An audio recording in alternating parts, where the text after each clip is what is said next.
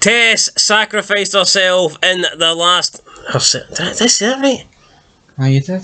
Fuck me.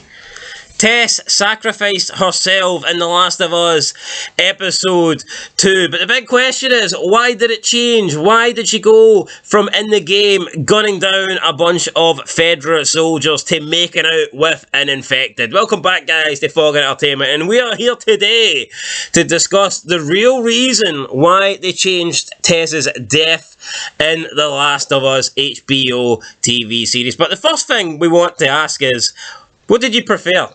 The game. Absolutely the game. I preferred the game as well. It's not that I didn't think the TV series was bad. I just thought it was a bit weird.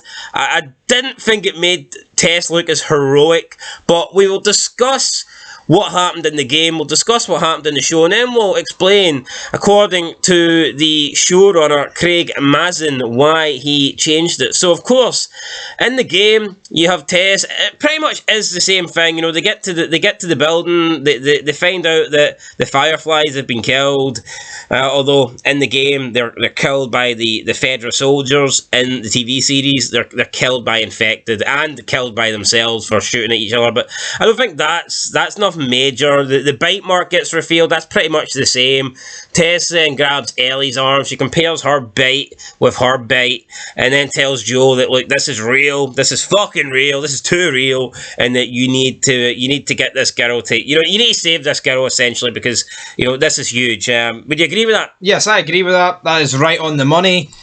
And again, I feel like we're here. I think they kind of wanted to make the death different, in my opinion, because I feel like the old sacrifice death is kind of like a generic thing, isn't it? That's what I feel is like a sacrifice. Like, they stay behind and hold them off in a zombie thing. So we'll try something unique here where she tries to do that, but then the infected comes over and kisses her, because that's what the people want to see. Alright, so that's the vibes I got from it. So the next difference then is, in the game, you have Tess looking out the door and she sees Fedra soldiers approaching. However, in the TV series, Joel ends up killing an infected, and the fungi alerts other infected, so the infected come.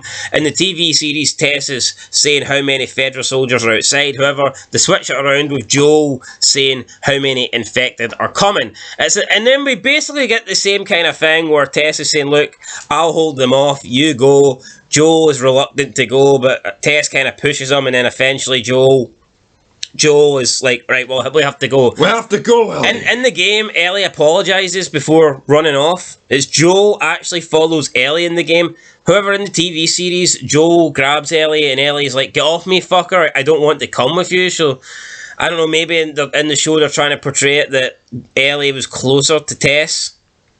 Yeah, they could be doing that. I guess that creates for a more interesting dynamic. Maybe more friction between, maybe Ellie will be pissed off that Joel, left her behind. I don't know. But anyway, right, so that's the difference up to this point. And then in the game, we don't really see Tess's death, but we hear all the shootout, we get the guns, and then eventually you can look back and you just see her dead body there. So she gets into a gunfight with the Fedra soldiers and basically gets shot and dies. So that's the death in the game. However, in the TV series, she is like pouring gasoline everywhere. She throws a bunch of grenades onto the floor. She then stands and she's got a lighter, but it's not lighting. They then burst through the door. She's still trying to get the lighter lighting. It's not lighting. One of the infected, this looks like a special infected. It looks like, I don't know, I'm assuming it's more intelligent than the others. It looks a bit more fucked up and more infected than the others. Anyway, it comes over.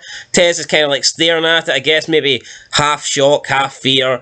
Then this thing slowly moves towards Tess, and it actually starts making out with Tess while the little tentacles, the little fungi, whatever you call those wee mad worm-like things, start coming out its mouth and like going into Tess's mouth. And then eventually she manages to get the lighter going, and then boom. The whole thing explodes, whereas that doesn't happen in the game. There is no lighter, the build doesn't explode. Joel and Ellie have to fight their way out of the building with the remaining Fedra soldiers that Tess didn't manage to kill. Anyway, speaking of why this death was changed for the show, the co-creator Craig Mazin revealed it's because they thought it wouldn't have made sense for Fedra to be at the Capitol building.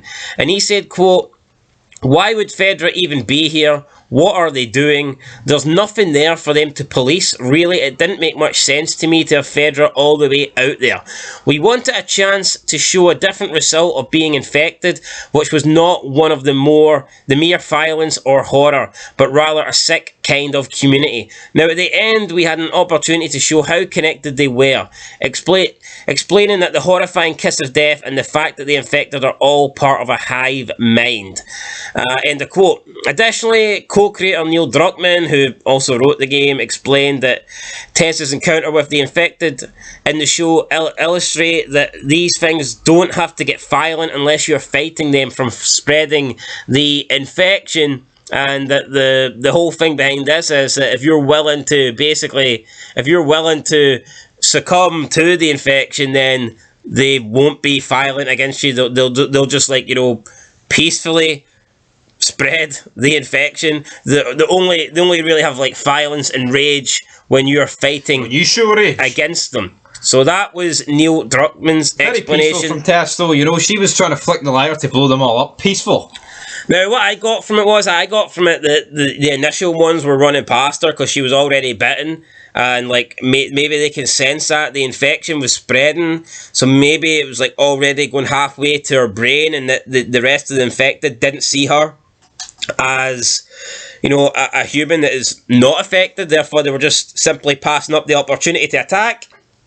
But then we do get this, the special infected one that comes and then literally connects with Tess and spreads his, tentacles, whatever, into her mouth. So, I think it depends on how you portray it. I think there's definitely different ways to look at it. But yeah, according to Craig Mazin, I guess his explanation might be the best. I'm not too sure. What's your thoughts? He wanted to make it more logical of it. Well, we don't want those soldiers out there, so we'll just make it the infected.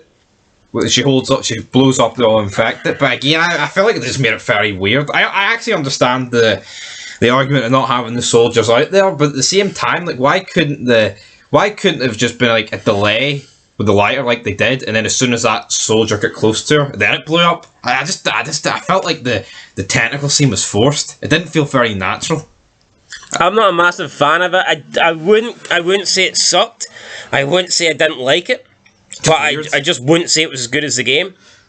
In my opinion, it didn't really make Tess look heroic. It wasn't consensual, damn it. Now, you could argue that she's maybe more heroic because she blows up the whole building and takes out all the infected, whereas in the game, there was a bunch of soldiers and she maybe took out one or two. So, I guess you could argue here that she maybe did more to help Joel and Ellie. But I felt like in the game, she went out fighting, whereas in this, she kind of just accepted defeat, admitted I'm infected. I'm gonna lean against this pillar and let this zombie thing happened if the lighter didn't work? Just sits there.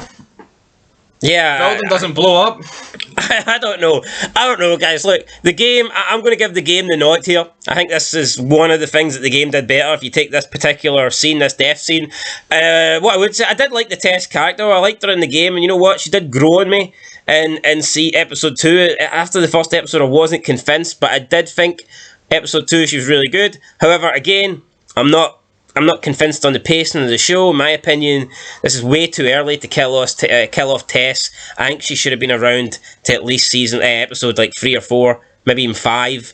Just doesn't make any sense for me. How fast they're going. Literally, this show is going to be given all the main characters. There's going to be one episode per character. And that's just not enough. Yeah, it's you can't really use the same pace for a game and a TV show, because in a game, it will take you longer to complete certain segments. You'll talk about Tess being such an iconic character in The Last of Us, a main character, but in the TV show, she's literally in about how much. No, but normally you would argue that TV series they would flesh out a game more. And normally we would argue you can't copy it because the TV series needs to add more, needs to be more in-depth.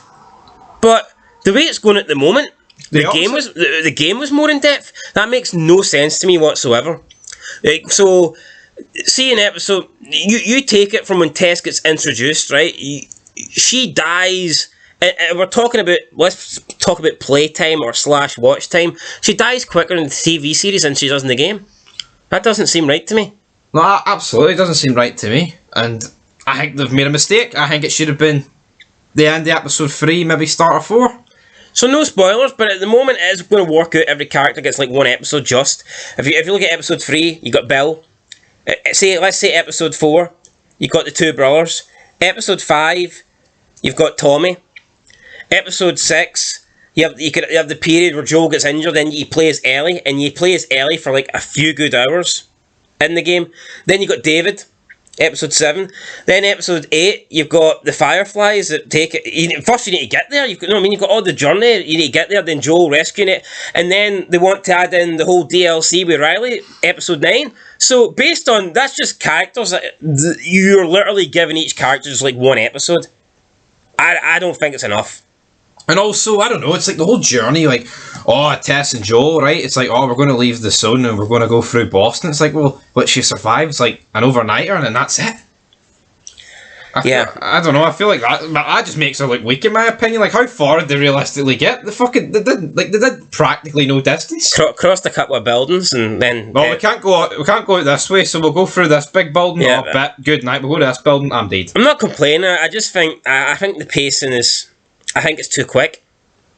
But then again, you know what? Maybe a couple of seasons of quality TV shows better than 11 seasons of dragged out shit like The Walking Dead. Anyway, guys, that's it. Let us know down below. Did you prefer Tess's death in the game, or did you prefer it in the TV series? Make sure you like, subscribe for more content. We'll be back with you soon for the next video. Last of Us, Sons of Anarchy, Sopranos, you name it, we've got it. Till next time, though. Peace.